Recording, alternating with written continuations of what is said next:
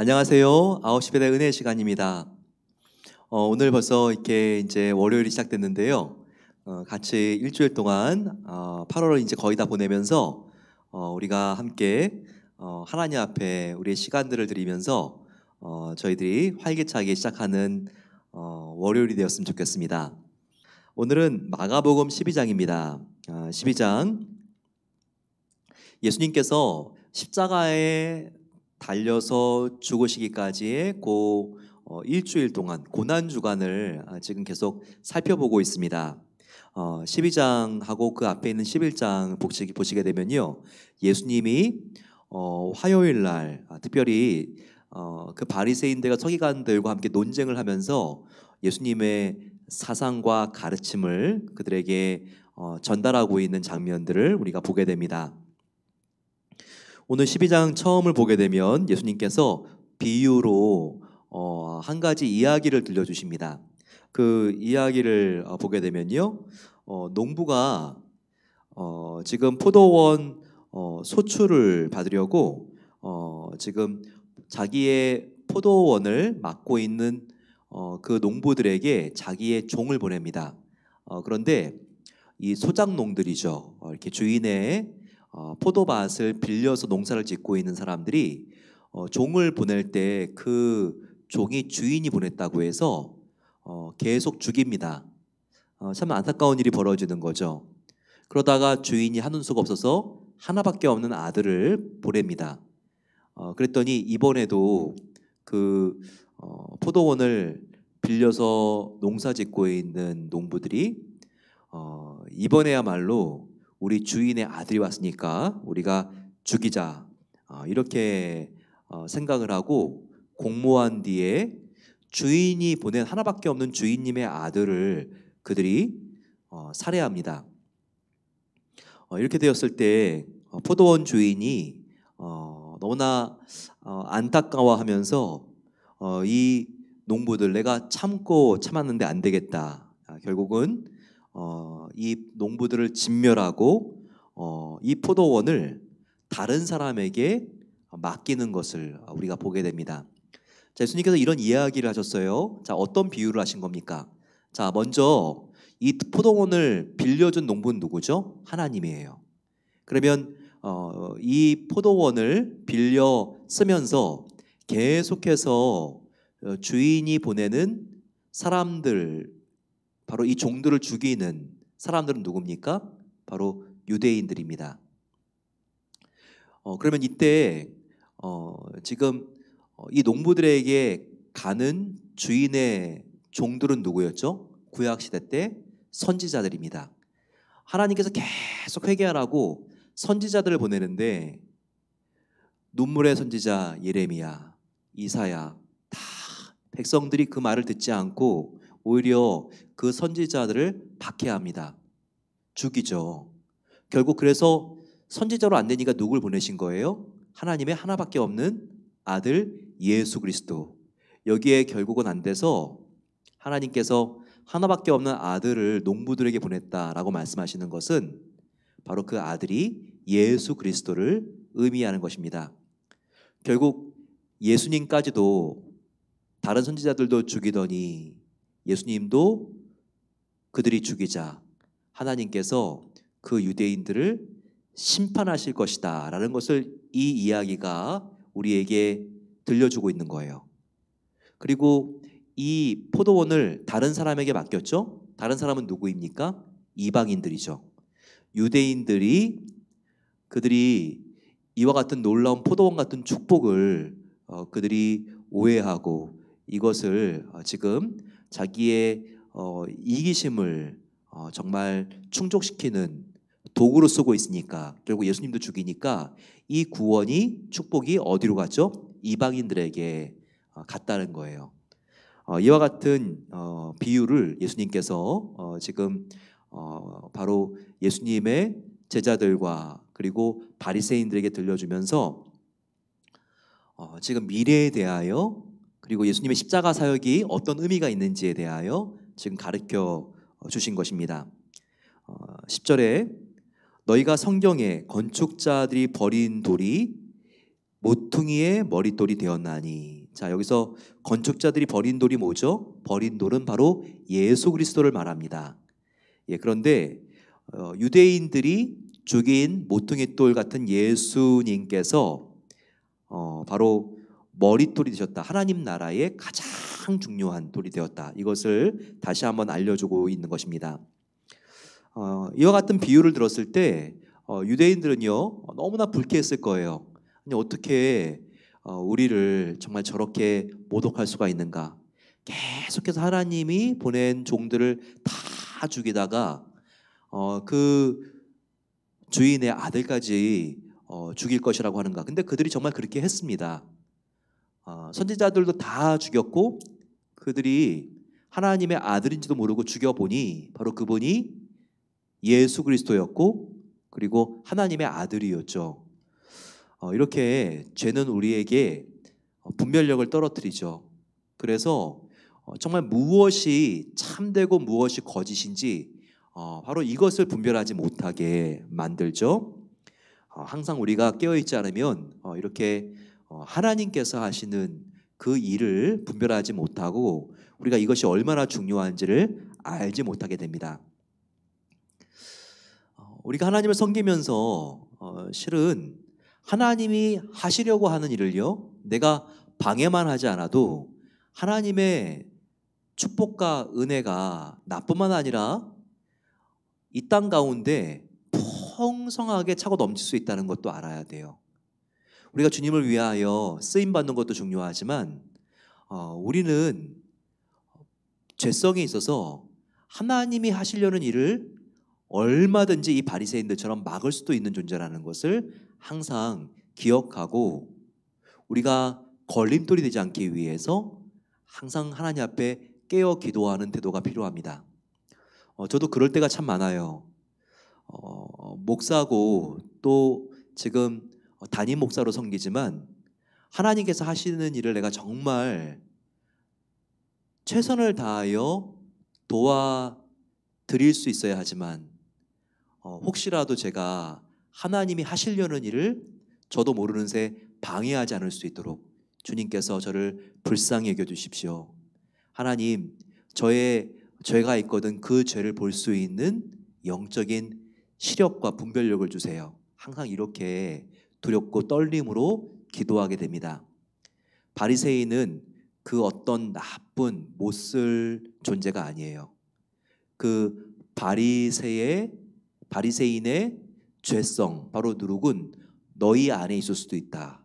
이렇게 말씀하신 경고하신 예수님의 가르침을 항상 명심하고 우리가 주님을 위할 수 있어야 합니다. 반대로 주님을 반대하는 일이 없을 수 있도록 항상 우리가 정신 바짝 차리고 깨어 있어야 하는 것입니다. 계속해서 바리새인과 헤롯 땅 예수님을 아주 비판하고 또 체포하려고 하는 사람들은요 아주 문제가 되는 질문들을 던져서 예수님을 어렵게 합니다. 이번에는 가이사 로마 황제에게 세금을 내도 되느냐 이것을 예수님께 물어봅니다. 가이사에게 세금을 내면 안 된다라고 말하면요 로마 군인들에게 예수님은 잡혀가야 했습니다. 그리고 지금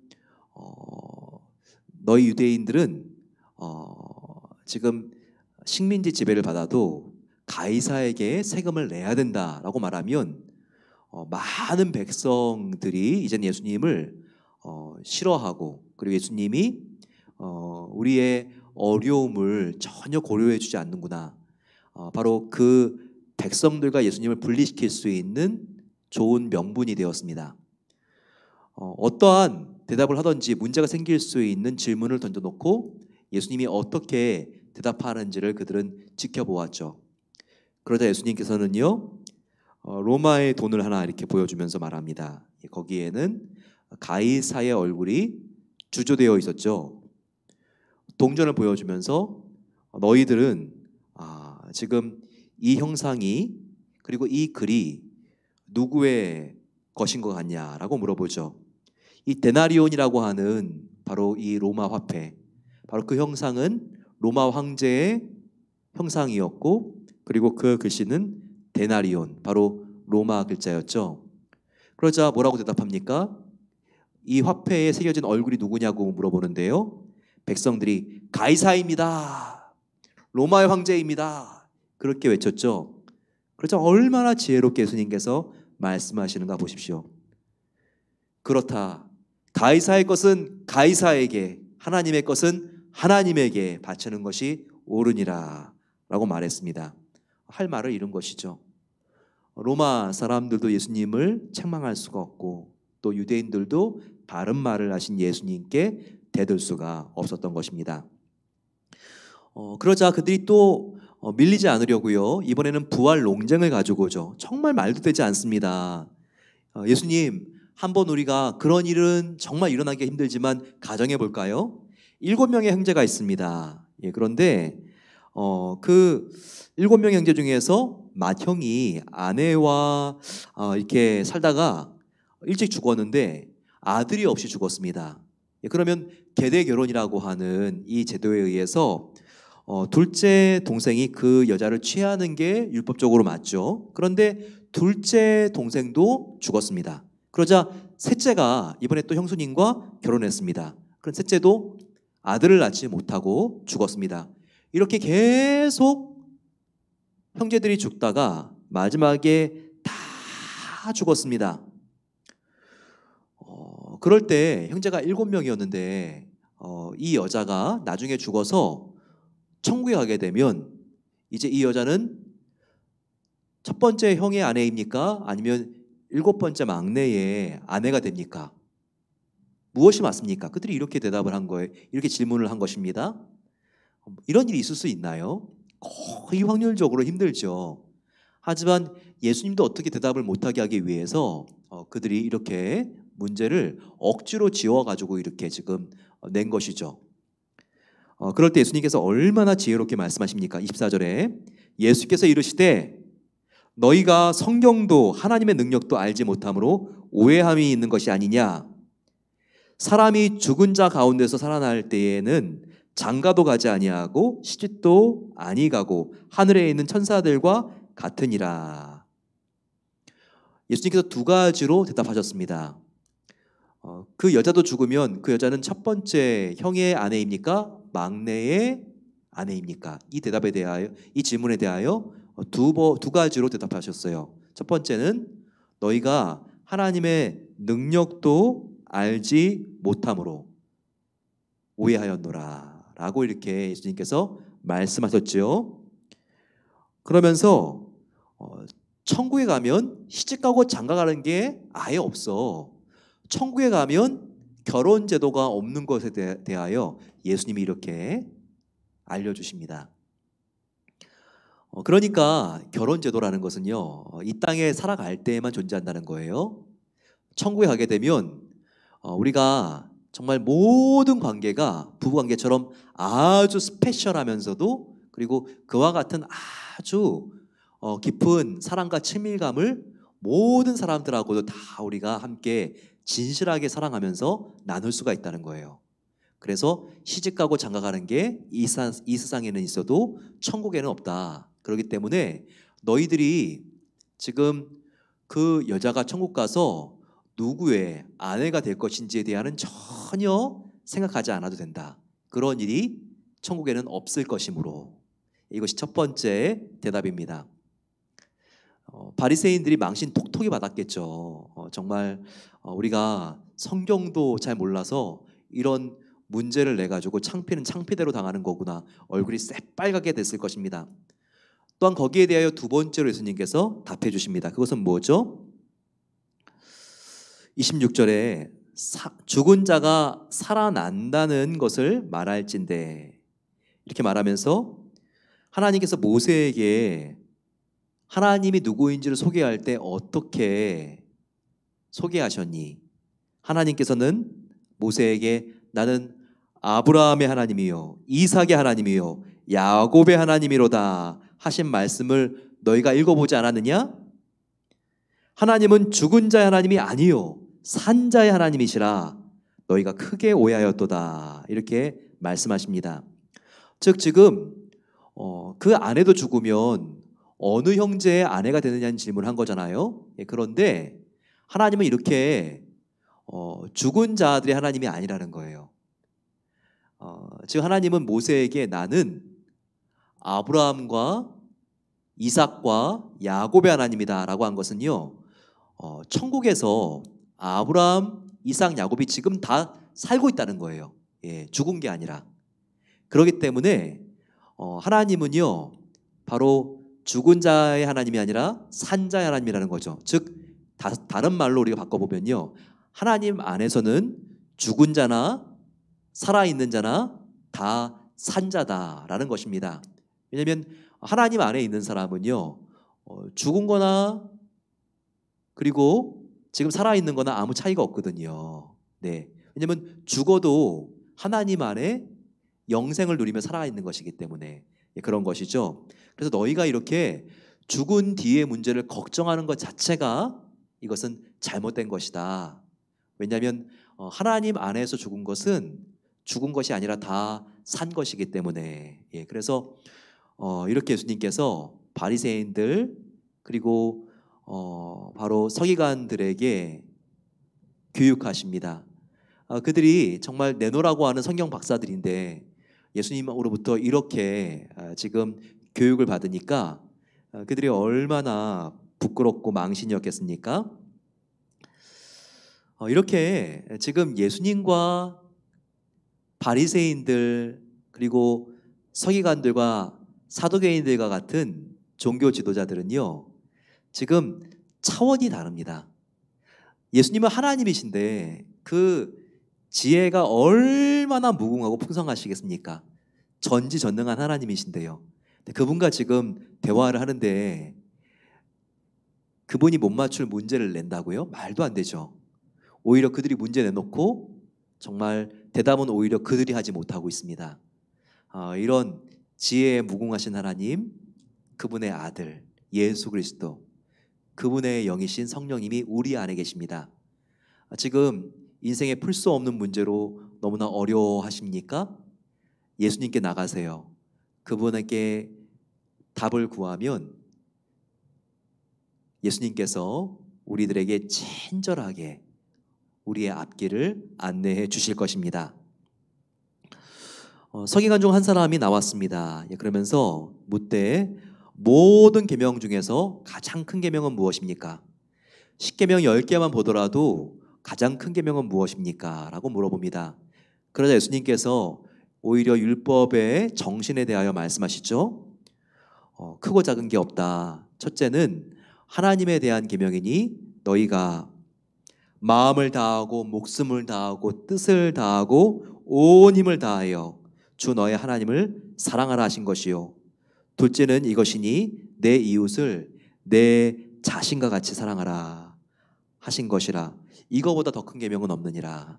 지금 10계명 중에서 어떤 계명이 조금 더 큽니까? 중요합니까? 라고 물어보는데 예수님께서 그 율법 10가지, 바로 그 10계명 10가지와 율법들의 정신을 말씀하시면서 사랑보다 더 큰 계명은 없다. 이것을 말씀해 주시죠. 얼마나 옳은 대답입니까? 바로 율법을 만드신 분이 하나님이시기 때문에 예수님께서 이와 같은 가장 정통한 대답을 하시는 것입니다. 정말 예수님은요, 성경 전체를 해석하는 아주 대단한 해석의 눈을 갖고 계십니다. 35절 36절 보세요. 이제까지 유대인들은요, 다윗의 후손으로 올 메시아를 고대하고 있었습니다. 그런데 처음으로 예수님께서 너희가 다윗의 후손으로만 메시아가 온다고 생각하지 마라. 오히려 후손으로 온다고 다윗이 말했지만 오히려 그 후손은 다윗보다 더 오래전부터 있었고 다윗보다 훨씬 더 높을 수 있다. 다윗의 후손이라고 하지만 다윗보다 더 먼저 있었기 때문에 다윗보다 더 나이가 많을 수도 있고, 다윗의 후손이라고 말하지만 다윗보다 앞서 있기 때문에, 또 다윗도 오히려 후손을 높이고 있기 때문에 다윗보다 더 높은 포지션에 있는 사람일 수도 있다. 이렇게 말씀하시죠. 예수께서 성전에서 가르치실 때에 35절입니다. 대답하여 이르시되 어찌하여 서기관들이 그리스도를 다윗의 자손이라고 하느냐? 36절 다윗이 성령에 감동되어 친히 말하되 주께서 내 주께 이르시되 내가 내 원수를 내 발 아래에 둘 때까지 내 우편에 앉았으라 하셨도다 라고 말하고 있습니다. 여기서 다윗이 성령에 감동이 되어서 지금 오히려 다윗이 자기의 후손으로 오실 메시아에게 주님이라고 말하고 있지 않습니까? 다윗이 오히려 지금 My Lord 주님이라고 말하고 있는데 어떻게 그리스도가 다윗의 자손이라고만 말하겠습니까? 다윗이 이렇게 주인님이라고 높이는 그리스도는 오히려 다윗보다 훨씬 더 높으신 분이시고 그리고 그분이 이 세상을 통치하시는 하나님의 아들이라는 것을 여기서 보여주고 있는 것이죠. 우리가 기억해야 될 것은 바로 다윗의 후손이 예수 그리스도라는 것입니다. 하지만 예수 그리스도는 다윗보다 낮은 자가 아닙니다. 다윗의 후손이라고 하지만 예수님은 하나님의 아들이시기 때문에 다윗보다 훨씬 전부터 태초 전부터 계셨고 그리고 예수 그리스도는 하나님의 아들이시기 때문에 하나님의 보좌 우편에 앉아 계시는 다윗이 나의 주여 영광을 받으시옵소서 이렇게 친송하기에 합당하신 분이라는 것입니다. 그랬더니 많은 사람들이 이제까지 한 번도 그렇게 생각해 본 적은 없거든요. 근데 논리상 그 말이 맞거든요. 다 그들이 그 말이 맞네 고개를 끄덕이면서 좋아하고 동의했다고 여기에 나와 있습니다. 이와 같이 예수님께서 말씀하시는 것은 바리새인들 서기관들의 가르침과 달랐습니다. 그들보다 훨씬 더 뛰어넘어서 멀리 보시고 깊이 보시면서 말씀을 해석하고 계신 것입니다. 그러면서 마지막으로 이제 가난한 과부의 헌금에 대하여 말씀하십니다. 그때 많은 정말 부자들이 와서 헌금을 굉장히 많이 부으면서 그들이 자랑했죠. 하지만 정말 랩돈, 지금으로 말하면 펜입니다. 가장 작은 액수의 돈을 가지고 있던 여인이 예수님께로 와서 이제 그 헌금함에다가 돈을 넣습니다. 바로 그것을 보신 예수님, 가장 작은 단위의 화폐를 넣었지만 예수님께서 뭐라고 말씀하십니까? 칭찬하시죠? 지금 이 여자는 가난한 중에서 자기의 모든 소유, 생활비 전부를 넣었느니라 라고 말씀하시면서 이 여자가 액수로는 100배, 1000배 더 많이 낸 부자들보다 하나님께 더 큰 가치를 드렸다라고 말하고 있습니다. 44절에 그들은 다 풍족한 중에 넣었거니와 부자들은 많이 넣었어도요 자기가 가진 것과 비교하면요 넣은 것이 헌금한 것이 작은 거예요. 하지만 이 여자는 적은 액수를 헌금했어도 그녀의 가진 전부를 헌금한 것입니다. 누가 더 하나님 앞에 귀한 것을 드린 것입니다. 드린 것입니까? 두말할 것도 없죠. 우리도 하나님 앞에 우리의 최선을 드릴 수 있는, 그래서 하나님께 마지막 날 우리가 주님을 만날 때 너는 정말 착하고 충성된 종이구나 칭찬받을 수 있는 저와 여러분 되시기를 소망합니다. 우리 같이 마음을 모아서 이 시간 기도하겠습니다. 간절히 기도할 때 하나님이시여 우리의 마음이 오직 하나님만 바라볼 수 있도록 도와 주시옵소서. 늘 우리가 곁눈질하지 않도록 도와주시고 예수님과 이 세상을 저울질하지 않도록 도와주시고 나의 최선을 하나님께만 드리기를 소망합니다. 마음을 다하여 이 시간 기도하겠습니다. 또한 예수님은 그 어떤 질문을 하든지 모든 질문에 통달하신 분, 바로 그 지혜의 근원이 되십니다. 그 하나님께 나아가 요즘 풀리지 않는 나의 인생의 딜레마, 참으로 힘들고 어려운 문제를 하나님께 아뢰면서 아버지 나에게 지혜를 더하여 주시옵소서. 우리 간절히 마음을 모아서 이 시간 주여 함께 부르짖고 기도하겠습니다. 주여, 사랑의 아버지 하나님 감사합니다. 오늘 귀한 말씀을 배웠습니다. 오 아버지, 우리가 정말 가지고 있는 것들 중에서 일부를 주님께 드리면서 하나님께 많이 드렸다고 말하지 않도록 도와주셔서, 오 주님, 우리는 바리새인과 같은 외식이 있을 때가 많이 있습니다. 하나님께 드린다고 하면서 우리가 이웃을 제대로 돕지 않고 고르반하면서 하나님의 것으로 드렸다고 말을 하면서 사람들에게 우리가 정말 도와야 하고 흘려보내야 될 책임들을 회피할 때가 많이 있습니다. 하지만 주님, 우리의 물질이 정말 하나님이 주신 것인 것을 알게 해주시고 더욱더 주님 기쁘게 하시는 일에 우리가 마음껏 사용할 수 있도록 아버지, 우리의 마음을 겸손하게 하시고 우리의 마음을 낮춰주시고 온전하게 해주시기를 기도합니다. 아버지, 주님 앞에 나아갑니다. 지혜의 근원이신 하나님 아버지, 그 어떤 날카로운 질문을 한다 할지라도 예수님 앞에서 아버지, 바리새인들의 모든 질문들이 무너진 것을 보게 됩니다. 아버지 하나님께서는 정말 지혜에 통달하신 하나님의 아들이시며, 오 아버지 하나님, 정말 예수 그리스도 지혜의 영에 아버지 하나님 감동된 자는 하나님께서 아버지 항상 도와주시고 인생의 어려운 문제 가운데에도 어디로 나아가서 우리가 해결될 수 있는지를 보여주시는 하나님의 아들인 것을 믿습니다. 아버지, 새롭게 해주셔서 우리가 주님을 바라보게 하여 주시고 풀어지지 않는 인생의 문제를 하나님께 가져가서 아뢰며 기도할 때 아버지 하나님께서 솔로몬과 같은 지혜 주시기를 기도합니다. 다니엘과 같은 명철을 하나님께서 더하여 주시옵소서. 이와 같은 지혜를, 여호와 하나님을 경외하는 지혜를 우리의 아들 딸들에게도 주시고, 아버지 하나님, 정말 우리 교회의 아버지 모든 결정하는 부분에 있어서 중요한 분들에게도 주셔서 하나님 뜻대로 바른 결정을 할 수 있도록 도와주시기를 기도합니다. 그래서 아버지, 예수님께서 열어가시는 생명의 길을 보게 하여 주시고 우리가 아버지 하나님 주님의 그 길을 따라 나아갈 수 있는 교회가 될 수 있도록 하나님께서 놀랍도록 축복해 주시고 함께해 주시옵소서. 우리 함께 마음을 모아서 기도하겠습니다. 몸이 아픈 분들 계십니다. 하나님 앞에 나아가 이 시간 하나님 주님께서 치료해 주실 줄로 믿습니다. 우리가 함께 기도할 때 공동체에서 아프신 분들 회복시켜 주실 줄로 믿습니다. 같이 마음을 모아서 주여 함께 부르고 기도하겠습니다. 주여, 아버지 하나님, 이 시간 간절히 하나님께 우리가 믿음으로 부르짖습니다. 오 아버지, 몸이 연약한 성도님들 계십니다. 하나님 찾아가 주셔서 안수해 주시고 주님의 오른손으로 낫게 해주시기를 소망합니다. 아버지, 오늘 몸이 지치고 마음이 어려우신 분들 가운데 찾아가 주셔서 하나님께서 주님의 보좌로부터 흘러나오는 하나님의 은혜의 강물로 아버지 목마른 마음들을 다 채워주시기를 기도합니다.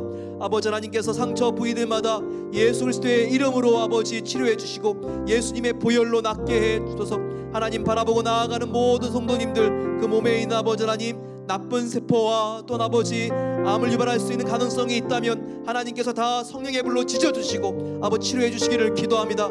아버지 하나님, 수술 회복 중인 분들과 또한 항암 치료 중인 분들 주님께서 붙잡아 주셔서 정말 그 암세포가 다 문드러지게 하여 주시고 사라지게 해 주셔서 오 아버지 하나님, 주님의 정말 그 살아있는 보혈로 치료해 주시기를 기도합니다. 더욱더 면역력도 높아질 수 있도록 도와주셔서 코로나 바이러스와 아버지 알러지와 그 어떤 것들도 아버지 그 정말 하나님을 향하여 마음껏 섬기고 싶은 그 아버지 마음을 방해하지 못하도록 하나님께서 정말 그 몸을 보호해 주시고 그 영혼을 하나님의 아버지 오른손으로 지켜주시기를 기도합니다. 아버지, 우리가 간절히 기도하오니 하나님의 능력으로 아버지 정말 임신하기로 원하시는 분들의 태를 열어주시옵소서. 아버지 하나님, 하나님께서 정말 모든 관계 가운데 어려운 분들 하나님께서 회복시켜 주시고 화해가 일어날 수 있도록 도와주시기를 기도합니다. 부모님과의 관계 아버지 참으로 어려운 가정들이 있습니다. 하지만 주님, 사랑을 부어주셔서 오래 참을 수 있도록 도와주시고 부모님도 자녀들을 용납할 수 있는 마음을 주셔서 새로운 회복이 일어날 수 있도록 하나님께서 도와주시고 함께해 주시옵소서. 아버지 하나님, 하나님의 은혜로 아버지 치료해 주시고 회복시켜 주시기를 기도합니다. 한 번 더 마음을 모아서 기도할 때 우리의 조국을 위하여 기도하겠습니다. 지금 정말 많은 확진자들이 지금 대한민국에 이렇게 넘쳐나고 있습니다. 정말 전국적으로 확산되고 있는 이 어려운 때 고비를 지나고 있는데 하나님께서 막아주시기를 간절히 소원하며 기도하겠습니다. 아버지, 또한 교회가 더욱더 지혜롭게 이 사회에 대하여 하나님의 사명을 감당할 수 있기를 소망합니다. 아버지 복음을 가로막는 일이 없도록 도와주시고 우리가 정말 뱀처럼 지혜롭고 비둘기처럼 순결할 수 있도록 도와주셔서 아버지 이 어두운 사회에 대안을 제시할 수 있는 그 같은 아버지 하나님, 일제시대 때에 정말 우리 조국의 아버지 하나님, 초대교회와 같이 민족의 아버지 하나님 선도자가 될 수 있도록 그와 같은 교회로 우리를 바꿔 주십시오. 같이 한번 마음을 모아서 이 시간 주여 함께 부르고 기도하겠습니다. 주여 아버지 하나님, 우리가 이 시간 우리의 지경을 넓혀서 우리의 대한민국을 위하여 기도합니다. 아버지 우리의 조국이 지금 어려운 가운데 있습니다. 아버지 하나님께서 함께 해주셔서 이 어려움이 지나갈 수 있도록 함께 해주셔서 아버지 더욱더 코로나 바이러스 확산되지 않도록 지켜주시고 하나님의 놀라운 은혜로 아버지 치유될 수 있도록 하나님 함께 해주시기를 기도합니다. 아버지 교회가 아버지 참으로 어려운 가운데 비판의 대상이 되고 있습니다. 하지만 이럴 때 더욱더 우리가 하나님 앞에 나아가 회개하게 하여 주시고 우리가 어떻게 나아가야 될지에 대한 바른 방향을 잡을 수 있기를 기도합니다. 아버지 본래부터 교회는 겸손하게 주님을 소리 없이 섬길 때, 억울할 때도 참을 때 하나님께서 교회를 통하여 역사해 주셨던 것을 초대교회 역사 때부터 우리가 보고 있습니다.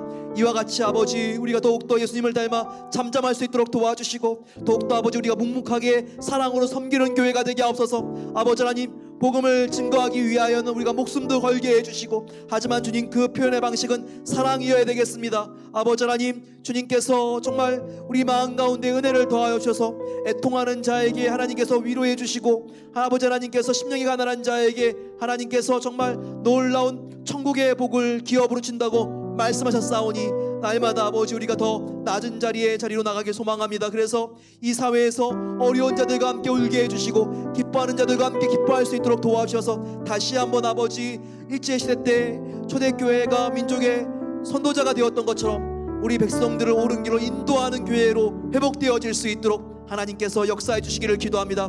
포텐타운에도 아버지 시위가 그치지 않고 있습니다. 하나님께서 이 어려운 가운데 하나님께 기도하고 있는 성도님들을 붙잡아 주셔서 이 비즈니스를 하나님께서 지켜주시기를 기도합니다. 아버지 주님께서 이 모든 아버지 프로테스트들을 멈추게 하여 주시고 아버지 평화로 바꿔주셔서 우리가 함께하는 기뻐하시는 나라를 만들어 나가며 오래건 주가 아버지 하나님을 경외하며 서로가 서로를 화해하고 용서할 수 있는 그 같은 아버지 하나님 분위기로 환경으로 바뀌어질 수 있도록 하나님께서 함께해 주시고 은혜 베풀어 주시기를 기도합니다. 사랑의 아버지 하나님 감사합니다. 이 시간 저희들 하나님 앞에 나와 기도했습니다. 우리가 얼마나 연약한지요. 우리를 불쌍히 여겨주시고 더욱더 은혜의 자리로 나아갈 수 있도록 하나님 붙잡아 주시옵소서. 몸이 아픈 성도님들 간절히 오늘 기도한 그 기도의 제목대로 다 응답되는 것을 믿을 수 있도록 도와주시고 아버지 더욱더 믿음의 기도를 온전히 주님께 올려드릴 수 있도록 하나님께서 그 마음의 중심을 지켜주시고 예수님의 보혈로 하나님께서 정말 그 마음을 더욱더 든든하게 하나님께서 보호해 주시기를 소망합니다. 아버지 한국의 모든 감염병의 그 재앙이 지나갈 수 있도록 도와주시기를 기도합니다. 미국에도 아버지 하나님 코로나 확장세가 멈춰지게 하여 주시고 백신이 속히 개발될 수 있도록 도와주셔서 우리가 다 함께 하나님 앞에 나와 마음껏 예배하며 하나님 기뻐하시는 선교를 다시 시작할 수 있도록 하나님께서 은혜를 베풀어 주시옵소서. 이제는 우리 주 예수 그리스도의 은혜와 하나님 아버지의 사랑하심과 성령 하나님의 함께하심이 하나님께 우리의 악기를 맡기며 하나님이 우리의 인도자가 되어주시오니 주님께만 순종하고 나갈 때 하나님께서 모든 것을 가장 아름답게 변화시켜 주실 것을 믿습니다. 고백하고 나아가는 성도들 위해 이제로부터 영원까지 함께 하시기를 축원하옵나이다. 아멘. 우리가 두 렛돈을 드린 여인과 같이 우리의 가장 소중한 것을 하나님께 드릴 때 하나님께서 우리의 소원을 아시고 또 그 소원도 채워주십니다. 우리가 하나님의 일을 할 때 하나님이 우리의 일을 해주십니다. 그 우선순위를 분명히 하시고 더욱더 주님을 닮아갈 수 있는 은혜가 함께 하시기를 축원합니다. 내일 다시 만나겠습니다.